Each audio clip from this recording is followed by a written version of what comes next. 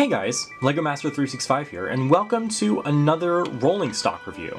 Now, I know that it's been a while since I've been able to do like a locomotive, and I hope that in the, coming months I will be able to do, oops, I hit the tripod, I will be able to do a review on a locomotive, but it's just not, a locomotive isn't like the top of my priority list. So today we are taking a look at a new release from Rapido UK, and this is the brand new Rapido fish fan. Now usually these are like unboxings, but this is just going to be a really quick review. So these are the BR Diagram 1/801 fish fans.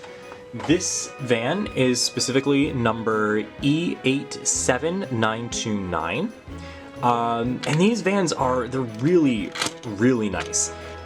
They have several different variations to these. You can get them in departmental, like yellow and stuff like that. They have a lot of variations with the fish specifically, so you can get several of these vans and have all different road names and road numbers, or road numbers specifically. And they all, are basically identical, so you don't have to change the numbers on your own van. Let me just focus a little bit. So there we go. So these are called the blue dots because they have these blue dots on the ends of them. So it's one on this end and one on this end. So it's pretty much identical no matter which way you run it, which means that, you can put it either which way and it'll look the same in the train. They have these little yellow painted axle boxes, which indicates roller bearings because this was British Railways era, so they needed to have roller bearings to run it above, I think it's probably like 35 miles an hour. Same thing applies in the US, but we just didn't indicate with roller bearings, but that's besides the point.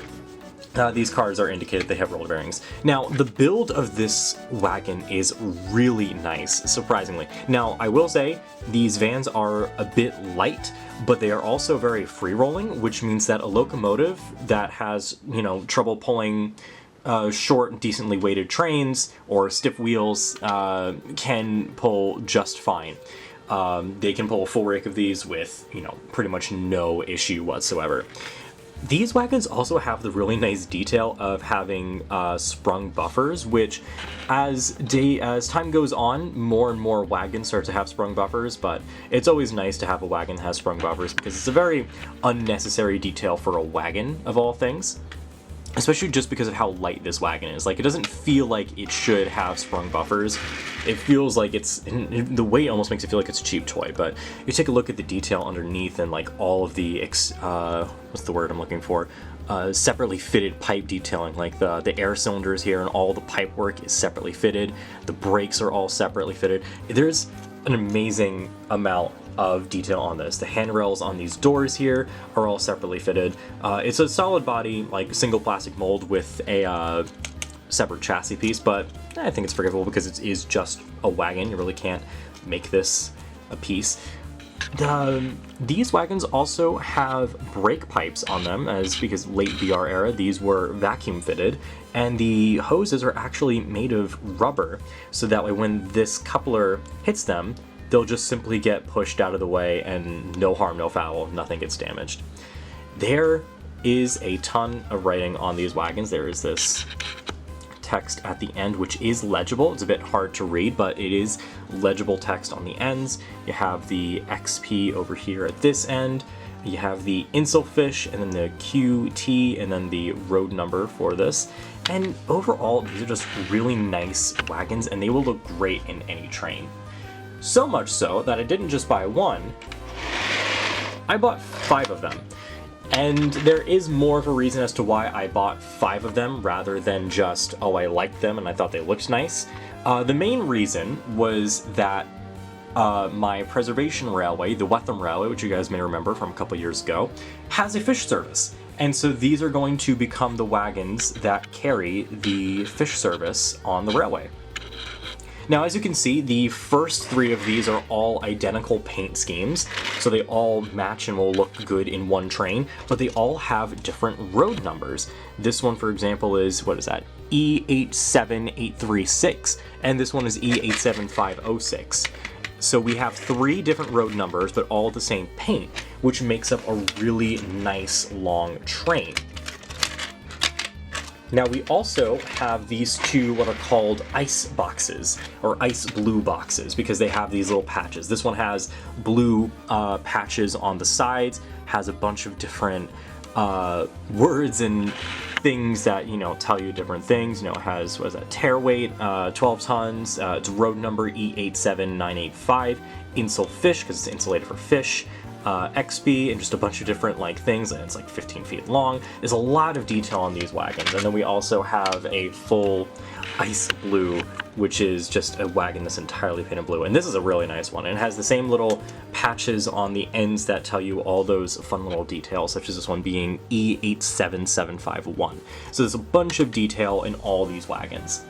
Now, another reason why I bought all of these at the same time, rather than, you know, getting a collection over time, is because of my biggest issue with the current state of model railway manufacturing.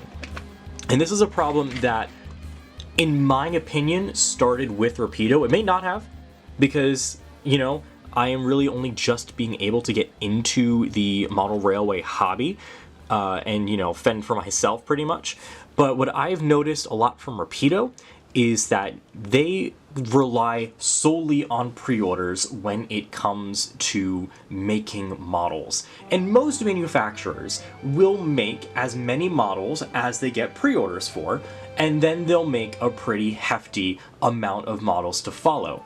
Rapido doesn't do that. Rapido makes as many pre-orders as they get, and then probably I'll ballpark and say, let's say 100, maybe 150, 200 for rolling stock, extra pieces for people who weren't able to pre-order or didn't get a chance to put in their pre-order when they come out.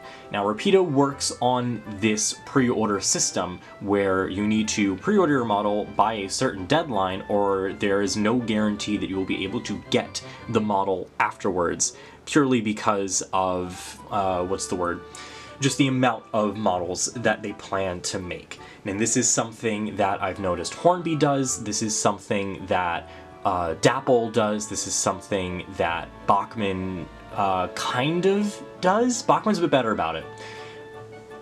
But once they sell out of these models, they don't tend to rerun them.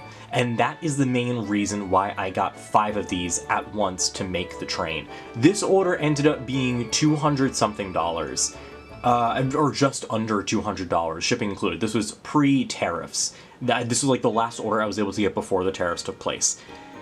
These wagons, I didn't want to get all of them at once, but because I wasn't sure I was going to be able to get more after the fact, I just had to live with that and pre-order all of them at once. Rapido has done a couple of reruns of models. The ones that immediately come to mind are the Stirling Single and the 16-inch Hunza, I believe is the technical term for the locomotive, is what it's called. Those are the only ones that I've noticed they've ever really done reruns for. Hornby doesn't even rerun the same paint schemes when it comes to it. Same with Rapido. I think they've rerun a couple of the same paints, but it's not the same thing. It's not like the same products.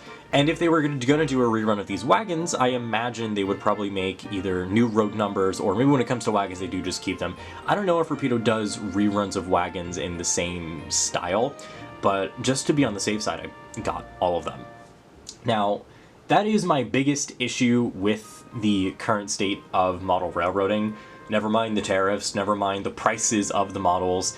It is this fact that reruns aren't a thing. Why?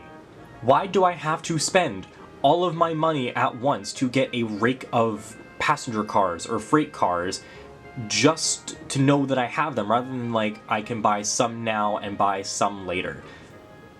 I have a lot of pre-orders with Rapido. I have, I think, 6 of the new Evolution coaches on pre-order. I have the Port of Par twins on pre-order. I have 2 of the O1s on pre-order, and I will be doing reviews of all of those when they come out, if you guys want to see those.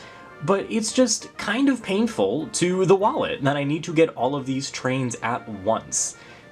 Now, with all that said, These wagons are undeniably very pretty, and they look really good in a train, and they will look really good in a BR consist. So I think we should do just that. Let's set up a British Railways consist, and let's run this train on a club layout. I can't really pull these off camera. Well, I tried, but roll the video, roll the video.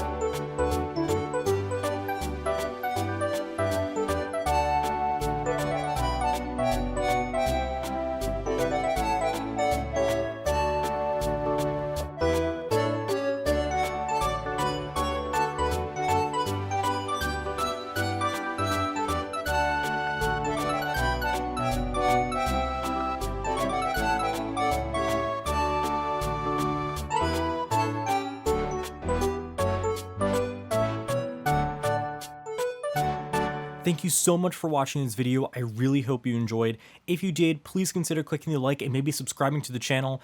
Check out more of my other videos. You can see some showing up on the screen right now. And really just thank you guys so much for watching, and I will see you guys next time. Bye!